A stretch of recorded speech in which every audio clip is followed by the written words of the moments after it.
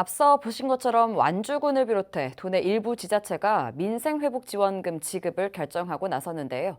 지자체가 재정 부담을 감수하면서까지 지원금 지급에 나서는 이유는 다름 아닌 지역 경제가 그만큼 얼어붙어 있다는 판단에 섭니다. 최근 발표되는 경제 관련 지표들 역시 이를 잘 보여주고 있습니다. 유철미 기자가 보도합니다. 전주시 충격로입니다. 주말 집회 땐 수많은 사람들이 거리를 가득 메우지만 사람들이 빠지면 곳곳에 빈 점포가 드러납니다. 한때 이곳은 전주의 대표적인 상권 가운데 한 곳이었는데 이제는 한 집 걸러 부동산 임대 딱지가 붙어 있습니다.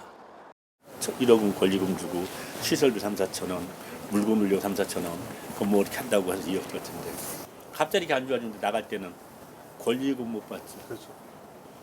뭐 사람은 없죠. 네, 엎친 데 덮친 격으로 지난 연말 대형 악재가 잇따라 발생하면서 소비도 크게 위축되고 있습니다. 실제 경제 지표에서도 이 같은 상황이 드러나고 있습니다. 한국은행 전북본부가 발표한 지난해 12월 소비자 동향 조사에 따르면 소비자 심리지수는 84.4로 한 달 새 무려 7.2포인트가 떨어졌습니다. 소비자 심리지수가 이렇게 큰 폭으로 감소한 건 코로나19 시기였던 지난 2020년 3월 이후 처음입니다. 기업 심리도 마찬가지입니다. 제조업은 3.2포인트가, 비제조업 기업 심리지수는 한 달 새 무려 10.7포인트가 하락했습니다. 상황이 이렇다 보니 꽁꽁 얼어붙은 내수를 움직이게 하려면 공적 자금 투입이 필요하다는 의견이 많습니다. 최근 전북특별자치도의회 경제산업건설위원회는 긴급 토론회를 열고 민생지원금 지급을 제안했습니다. 자영업 비율이 상당히 높은데요. 2024년도에 전국적으로 평균 가구 소득 증가율이 있는데요.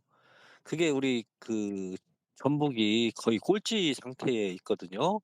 그런데 이제 그때 비상 계엄이 있어가지고 실제로 도내 지자체 가운데 완주군과 진안군, 남원시, 김제시, 정읍시 등은 민생지원금을 설 명절 전에 지급할 계획입니다. 한편 전북특별자치도 역시 비상시국 대응 방안 중 하나로 정부에 4,300억 원 상당의 민생회복지원금을 요청해 놓은 상황입니다. BTV 뉴스 유철미입니다.